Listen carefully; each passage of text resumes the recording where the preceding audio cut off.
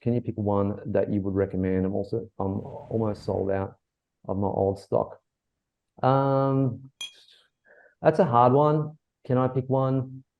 Because for me, the reason why it's a hard one for me is because I don't believe that there is a niche that is saturated, right? So the only thing I can really do is give you pointers in terms of what niche or micro niche or you should be looking at. So for example, one thing you can do is when you're looking at your one particular micro niche, so let's use hydroponic lighting again as an example. If you go put that keyword in, the same keyword as the subcategory hydroponic lighting into Amazon, and if you see there's no dominant player in that space, so if you see there's not one person or one brand that's dominating nearly the whole page of Amazon for that particular keyword, then it's probably something that you should be looking at a little bit more, right? You really want to stay away from these brands that have 50 variations, 40 variations, 10, 20, 30 variations, because it's very, very hard to compete with them, right? So in terms of niche, I think maybe what you can do is when you actually go to Amazon, do that little exercise and have a look, see if there's anything there that you're drawn to, right? And there's a question that comes up all the time. Do I need to do something that I'm passionate about, right? Do I need to be passionate about my product? Do I need to be passionate about the actual niche itself? The answer is no, right? Even though it could help, if you do have a passion for a certain product or a certain niche, absolutely go for it. If you don't and you're not sure, that's okay. You can still pick a niche you're not passionate about. Because what happens, and something that I found, I mean, I was never passionate about selling a potato masher, right? But what ended up happening was I became really passionate about the process and the effort that I was actually putting in, right? I made sure I had 304 stainless steel. I made sure it worked brilliantly. I had a beautiful gift box. I had the 10 of the world's famous mashed potato recipes on an ebook on the front hero image. It came with the julienne peeler.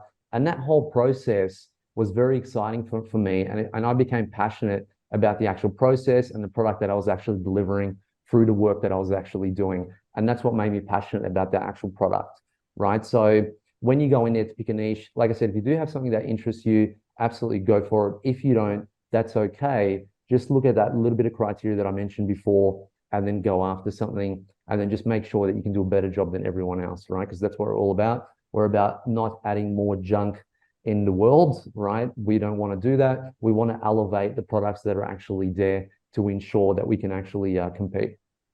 All right, so hopefully that was a very short answer, Matthew. All right, so let's have a look. I'm going to go back up and back down. Okay. Bipin, I'd like to know some good cost reduction strategies applicable to online business in general. Cost reduction strategies, absolutely.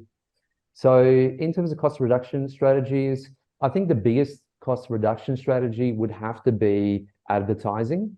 If we look at a lot of the actual businesses that don't do so well, they're the businesses that are actually spending a lot of money on advertising.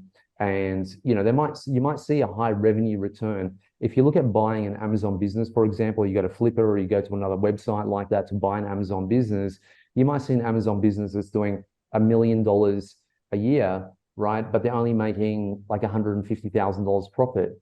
And then you look at their actual advertising spend and they're spending like $600,000 in advertising, right? So that's not very effective.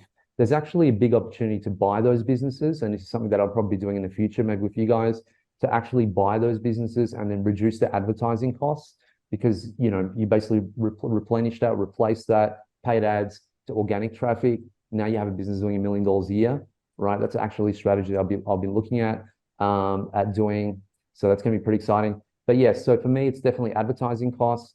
For me, it's not product costs. I wouldn't try to reduce the product cost as much because if you think about it, most of the time your product is going to be between say $3 to $10. So even if you try to reduce that by $1, it's not really that substantial. If anything, you're just going to maybe ruin that relationship with your supplier initially. You can definitely negotiate costs later on. That's definitely something you can do. But for me, it's about having a product that's unique, having a product that converts really, really well, because the better the product converts, the less advertising spend you're going to actually be spending. So for me, the biggest thing is advertising spend. Also, another thing is your actual shipping costs. So one thing I'd mentioned, I can't remember which call I mentioned it on before, But your shipping cost is actually something that's extremely important to look at when it comes to picking your supplier. So not all suppliers, or usually what I do is I like to let my supplier take care of the shipping for me. So they'll ship it to Amazon or wherever it is from China or wherever it's coming from. So most of my products are actually in China at the moment. And then so I'll let them ship it. But I've had suppliers where their shipping costs could be, 3 or 4 times more than another supplier that I have. And that's just due to basically them having a bigger account because they ship more products, say, through DHL. So DHL will actually give them a discounted rate on that. So my shipping costs are very, very cheap. So that's something to look at possibly also. If you're relying on your supplier to do the shipping for you, maybe just verify and double check that the shipping costs they're actually giving to you is actually a really good rate, right? You definitely want to do your due diligence on that and just not leave it up to them completely. And then once you know, unless it's so cheap that you know it's definitely good. I mean, we're shipping products out for very, very cheap from China at present.